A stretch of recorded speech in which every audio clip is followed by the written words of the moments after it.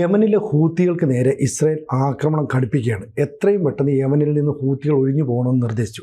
അങ്ങനെ സംഭവിച്ചില്ലെങ്കിൽ ഈ യമനിലും ടെഹ്റാൻ്റെ സ്ഥിതി വരുമെന്നാണ് ഇസ്രായേൽ ക്യാറ്റ്സ് എന്ന് പറഞ്ഞ പ്രതിരോധ മന്ത്രിയും പറഞ്ഞത്. അമേരിക്കയും ഇപ്പോൾ ഹൂത്തികൾക്കെതിരെ തിരിഞ്ഞിട്ടുണ്ട്. ചുരുക്കം പറഞ്ഞാൽ ഹമാസിനെ ഹിസ്ബുള്ളയൊക്കെ മാറ്റിയതുപോലെ ഈ പറയുന്ന ഹൂത്തികളെയും പൂർണ്ണമായിട്ട് ഒഴിപ്പിക്കാൻ പറ്റുമോ? ഇതൊക്കെ എന്ന് തുടങ്ങിയതാണ്. 1948 തുടങ്ങിയ ഇസ്രായേൽ നിലവിൽ വന്നപ്പോൾ മുതൽ തുടങ്ങിയ യുദ്ധമാണ്. ഒരിക്കലും ഇത് തീരാൻ പോകുന്നില്ല. ഹിസ്ബുള്ളയെ എവിടെ നിന്ന് ഒഴിപ്പിച്ചു എന്നാണ് പറയുന്നത്. ഹിസ്ബുള്ളയൊക്കെ ഇപ്പോഴും ഉണ്ട്. അവർ കുറച്ച് കാലമൊന്നും മിണ്ടാതിരിക്കും, പിന്നെ പ്രശ്നം ഉണ്ടാക്കും. അതിനുശേഷം ഉണ്ടായതാണ് PFLP എന്ന് പറഞ്ഞ സംഘടന. ആ PFLP ആണ് പിന്നീട് PLO ആയിട്ട് മാറുന്നത്. ആ PLOയെ ഓവർടേക്ക് ചെയ്തിട്ടാണ് ഹമാസ് ഉണ്ടാകുന്നത്. ഓരോന്ന് അപ്രത്യക്ഷമാകുമ്പോൾ അടുത്തതൊന്ന് പ്രത്യക്ഷപ്പെടുന്നു. ഇനി ഹമാസിനെ കംപ്ലീറ്റ് തീർത്തു എന്ന് വെച്ചു വേറൊരു സംഘടനയായിട്ട് മാറും. ഇപ്പോൾ ഇസ്രായേൽ തന്നെ ഒരു സംഘടനയെ സ്പോൺസർ ചെയ്യുന്നുണ്ട്. ഹമാസിന് വിരുദ്ധമായിട്ട് ഹമാസിനുള്ളിൽ തന്നെ ഒരു ഗ്രൂപ്പ് ഉണ്ടാക്കി തമ്മിലടുപ്പിച്ച് ഇല്ലാതാക്കുക. ആ ഗ്രൂപ്പ് ഒരുപക്ഷെ ഇസ്രായേലിൻ്റെ ഡിസൈൻ അനുസരിച്ച് ഹമാസിനെ തീർക്കും. തീർത്തു കഴിഞ്ഞാൽ ആ ഗ്രൂപ്പ് പിന്നീട് ഇസ്രായേലിനെതിരെ തിരിയും. ഭസ്മാസുരന് വരം കൊടുത്തവർ. ഇതുപോലെ ഹൂത്തിയെ ഇപ്പോൾ തീർക്കും എന്ന് പറഞ്ഞിട്ട് നാളെ എത്രയായി? ഹൂത്തിയെ അമേരിക്ക ആക്രമിച്ചു, ഭീകരമായിട്ട് ആക്രമിച്ചു. ബട്ട് ഹൂത്തികൾ വിട്ടുകൊടുത്തില്ല. ഒടുവിൽ അമേരിക്ക കഴിഞ്ഞ മാസമാണ് ഹൂത്തികളുമായിട്ടൊരു എഗ്രിമെൻറ്റിലെത്തി അമേരിക്കയുടെ കപ്പലുകളെ ആക്രമിക്കുകയില്ല, ബാക്കി നാട്ടുകാരെ മുഴുവൻ ആക്രമിച്ചു, ഞങ്ങൾക്ക് കുഴപ്പമില്ല, ഞങ്ങളെ ഉപദ്രവിക്കാതിരുന്നാൽ മതി എന്ന് പറഞ്ഞ് ഒരു കരാറിലെത്തേണ്ടി വന്നു എന്ന് വെച്ചാൽ ഹൂത്തികൾ അത്രയ്ക്ക് ശക്തരാണ്. ഇറാൻ അവർക്ക് നിരന്തരം ആയുധം കൊടുത്തുകൊണ്ടിരുന്നു, ഇപ്പോഴും കൊടുക്കുന്നുണ്ട്. ഹൂത്തികൾ ഒഴിഞ്ഞു പോകണം, അല്ലെങ്കിൽ ടെഹ്റാൻ പോലെയാകും. ടെഹ്റാൻ എന്ത് സംഭവിച്ചു എന്നാണ് ഇവർ പറയുന്നത്. കുറേ നാശനഷ്ടങ്ങളുണ്ടായി. ടെലവീവിനുണ്ടായതിനേക്കാൾ കുറച്ചുകൂടെ കൂടുതൽ ടെഹ്റാനിലുണ്ടായി. ഇത്രയേ ഉണ്ടായിട്ടുള്ളൂ. ടെഹ്റാനോ ഇറാനോ തീർന്നു പോയിട്ടില്ല, ഹൂത്തികൾ തീർന്നു പോയിട്ടില്ല, ഹിസ്ബുള്ള തീർന്നിട്ടില്ല, ഹമാസ് പോലും തീർന്നിട്ടില്ല. ഇതാണ് അവസ്ഥ. Upper hand ഇസ്രായേലിനുണ്ട്. ഇസ്രായേൽ എൻ്റെ ദൈവമേ ഒരു 76,000+ ആണ് ഇപ്പോൾ കൊന്ന ആൾക്കാരുടെ എണ്ണം ഔദ്യോഗികമായിട്ട് പറയുന്നു. അനൗദ്യോഗികമായിട്ട് ഈ കോൺക്രീറ്റിൻ്റെയൊക്കെ അടിയിൽ എത്ര പേര് പോയി എന്നുള്ളത് ആർക്കും അറിയില്ല. പരിക്ക് പറ്റിയവർ 1.25 ലക്ഷത്തിലധികമാണ് ഈ ഗസയിൽ. എന്നിട്ടും ഇത് തീരുന്നില്ല. ഇപ്പോഴും ബന്ദികളെ മുഴുവൻ ഇവർ ഹമാസ് വിട്ടുകൊടുത്തിട്ടില്ല. ഞാനിപ്പോഴും വിചാരിക്കുന്നില്ല ഈ ബന്ദികളിരിക്കുന്നത് എവിടെയാണെന്ന് ഇസ്രായേലിന് അറിയില്ല എന്നൊന്നും ഞാൻ വിചാരിക്കുന്നില്ല. ഹമാസിൻ്റെ ഓരോ ഇഞ്ചും ഇസ്രായേലിനറിയാം. ഓരോ ഇഞ്ചും അവർ കളച്ചു മറിഞ്ഞിട്ടുണ്ട്. എന്നാലും ബന്ദികൾ കുറച്ച് പേര് ബാക്കിയുണ്ട് എന്ന് പറയുന്നു. അവരെ തിരിച്ച് കിട്ടണമെന്ന് പറയുന്നു. അവരെ ബലം പ്രയോഗിച്ച് പിടിച്ചുകൊണ്ട് പോകാൻ ഇസ്രായേലിനെ അറിഞ്ഞൂടെ? അപ്പോൾ അതവിടെ ഇരുന്നോട്ടെ, അവരെ വെച്ചിട്ട് വേണം ഹമാസിനെ ആക്രമിക്കാൻ. ഇതൊക്കെയാണ് നടക്കുന്നതെന്നാണ് എനിക്ക് തോന്നുന്നത്. സാമാന്യ ബുദ്ധിക്ക് എനിക്ക് അതാ തോന്നുന്നു. ട്രംപ് ഒരു വെടിനിർത്തൽ അങ്ങ് പ്രഖ്യാപിച്ചു. ഇസ്രായേലും ഹമാസും വെടിനിർത്തൽ സീസ് ഫയർ ആയി. അത് പ്രഖ്യാപിച്ചിട്ട് പുള്ളി വേറെ പണിക്ക് പോയിരിക്കുക. പ്രഖ്യാപിച്ചെങ്കിലും ഇവരത് നടപ്പാക്കണ്ടേ? ഹമാസ് പറയുന്നു ഞങ്ങൾ റെഡിയാണ്, ഇസ്രായേൽ പറയുന്നു ഹമാസിനോട് ഞങ്ങൾ സംസാരിക്കില്ല. ശരി, വേണ്ട. ഹമാസിന് വേണ്ടി സംസാരിക്കുന്നത് ഈജിപ്തും ഖത്തറുമാണ്. അങ്ങോട്ട് ഞങ്ങൾ ആളെ അയക്കാം എന്ന് മിനിഞ്ഞാന്ന് രാത്രി ഇസ്രായേൽ പറഞ്ഞു. ഞങ്ങളുടെ ഡെലിഗേറ്റ്സ് അവിടെ വരും, നിങ്ങളുമായിട്ട് സംസാരിക്കും. ഇത് പറയുന്നതിനിടയ്ക്ക് 78 പേരെ കൊന്നു കഴിഞ്ഞു ഗസയിൽ. സമാധാന ചർച്ചയ്ക്ക് ആൾ പൊയ്ക്കൊണ്ടിരിക്കുകയാണ് ഫ്ലൈറ്റിൽ. ആ സമയത്താണ് ഇയാൾ. ഇതെന്ത് ന്യായമെന്ന് ചോദിക്കുമ്പോൾ സമാധാന ചർച്ച നടന്ന് സീസ് ഫയർ നിലവിൽ വന്നാൽ മാത്രമല്ലേ ഞങ്ങൾ വെടിനിർത്തേണ്ട കാര്യമുള്ളൂ.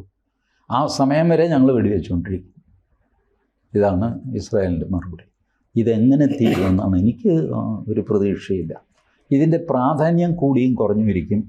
കുറച്ചു കാലം ഈ ക്ഷീണം സംഭവിച്ച ആളും മിണ്ടാതിരിക്കുമ്പോൾ മറ്റേ ആളും ഓടുന്നവനും ഓടിക്കുന്നവനും കഥയ്ക്കുമല്ലോ. രണ്ടുപേർക്കും ഒരിടവേള വേണം. ആ ഇടവേളയെ വേണമെങ്കിൽ സീസ് ഫയർ എന്ന് പേരിട്ട് വിളിക്കാം. അത് പക്ഷേ വെറും ഒരു ഇടവേളയാണ്.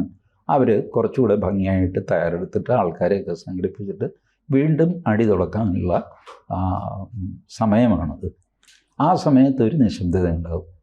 അപ്പോൾ നമ്മൾ ഉക്രൈനിലേക്ക് തിരിയും. ഉക്രൈൻ റഷ്യ യുദ്ധം അല്ലെങ്കിൽ ഇന്ത്യ പാകിസ്ഥാൻ യുദ്ധം ഇതിലേക്കൊക്കെ തിരിയും. അതല്ലാതെ ഈ പറഞ്ഞ ബേസിക് ഡിസ്പ്യൂട്ട് അവിടെ കിടക്കുന്നു. അതിന് ഒരു പരിഹാരവും ഇപ്പോഴും ഉണ്ടായിട്ടില്ല, ഉണ്ടാവാനുള്ള ലക്ഷണവും കാണുന്നില്ല. ഇപ്പോൾ ഈ സമാധാനമായിട്ടൊക്കെ നിൽക്കുമ്പോഴാണ് ചെങ്കടലിലൂടെ പോകുന്ന കപ്പലുകൾക്ക് നേരെ ഹൂത്തി വെറുതെ മിസൈൽ ആക്രമിക്കുന്നു, വീണ്ടും ആക്രമണം നടത്തുന്നു, ബോട്ടുകളിൽ ചെന്നിട്ട് അവരെ ആക്രമിച്ചു എന്നൊക്കെ പറയുന്നത്. അപ്പോൾ ഇത്തരം ഒരു ആക്രമണം നടത്തിയതിന് ഒരു പ്രത്യാക്രമണം എന്ന നിലയിലാണ് ഇസ്രായേൽ അടിച്ചതെന്ന് പറയുന്നു. അത് കഴിഞ്ഞ് അമേരിക്കയും വന്നേച്ച് ആക്രമണം നടത്തുകയാണ്. അപ്പം ഹൂത്തികൾ വീണ്ടും അങ്ങനെ പ്രശ്നം ഉണ്ടാക്കുന്നത് എന്തിനാണ്? അതോ അമേരിക്കയുടെ തന്ത്രമാണോ യുദ്ധോപകരണങ്ങൾ വിറ്റഴിയട്ടെ?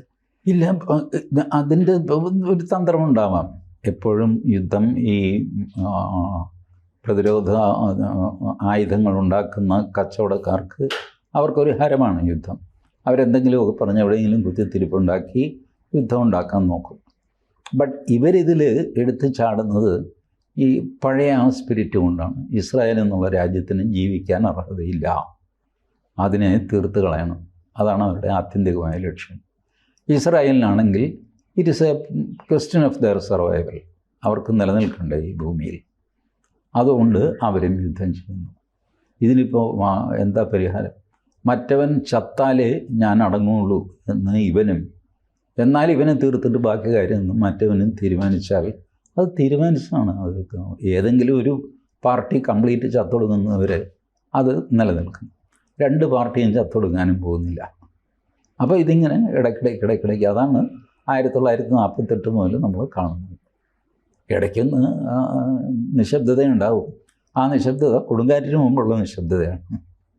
അല്ല, ഇപ്പോൾ ഇസ്രായേൽ ക്യാൻസർ അല്ലെങ്കിൽ ബെഞ്ചമിൻ നെതന്യാഹു വന്നിച്ചിരുന്ന് അവിടെ ടെഹ്റാൻ്റെ സ്ഥിതി ഉണ്ടാകും, നിങ്ങൾ ഇവിടുന്ന് ഗസയിൽ യമനിൽ എത്രയും പെട്ടെന്ന് പൊക്കോണം എന്നൊക്കെ ഹൂത്തികളെടുത്ത് പറയുമ്പോൾ ഹൂത്തികൾക്ക് യമനിൽ ഒരു ഭാഗത്തിൻ്റെ നിയന്ത്രണമല്ലേ ഉള്ളൂ, മറുഭാഗത്ത് അവർക്ക് കൺട്രോളില്ലല്ലോ. അപ്പോൾ സ്വാഭാവികമായിട്ടും ആ ഭാഗത്തേക്ക് ആക്രമണം നടത്തിയാൽ, കറണ്ട് കട്ട് ചെയ്താൽ ഒക്കെ പ്രശ്നമല്ലേ?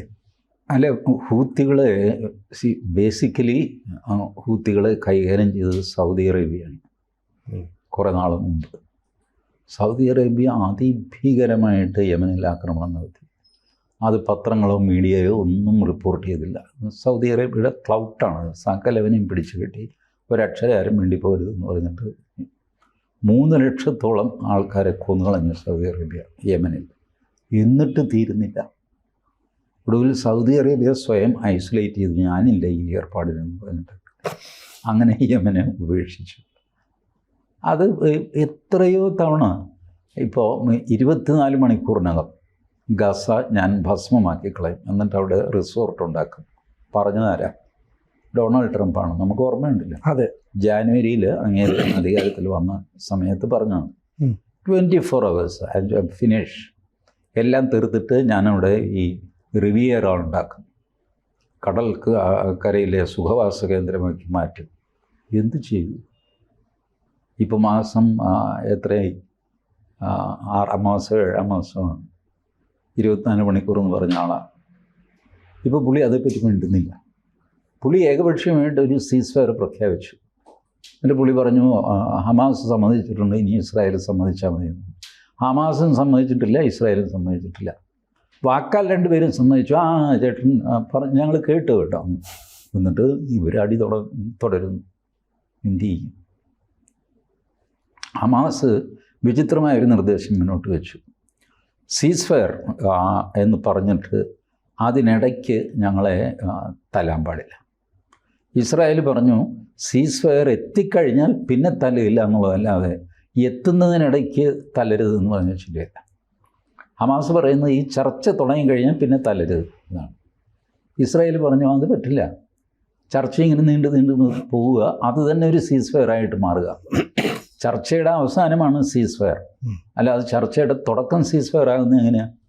ഇതാണ് ഇസ്രായേലിൻ്റെ വാദം. അതുകൊണ്ടാണ് ഇസ്രായേൽ ഇപ്പോഴും ആക്രമിക്കുന്നത്. അപ്പോൾ ഹമാസ് പിൻവാതിലൂടെ കാര്യങ്ങൾ സാധിക്കാൻ നോക്കുന്നു എന്നാണ് ഇസ്രായേലിൻ്റെ വാദം. അല്ലെങ്കിൽ ഇസ്രായേൽ പറയുന്നത് നമുക്ക് സംസാരിക്കാം, നിങ്ങൾ ആദ്യം ആ ബന്ദികളെ കംപ്ലീറ്റ് കൈമാറുക. അവിടെ നിന്നാണല്ലോ ഈ പ്രശ്നത്തിൻ്റെ തുടക്കം. ആ ബന്ദികളെ മുഴുവൻ നിങ്ങൾ കൈമാറുക അൺകണ്ടീഷണലായിട്ട്.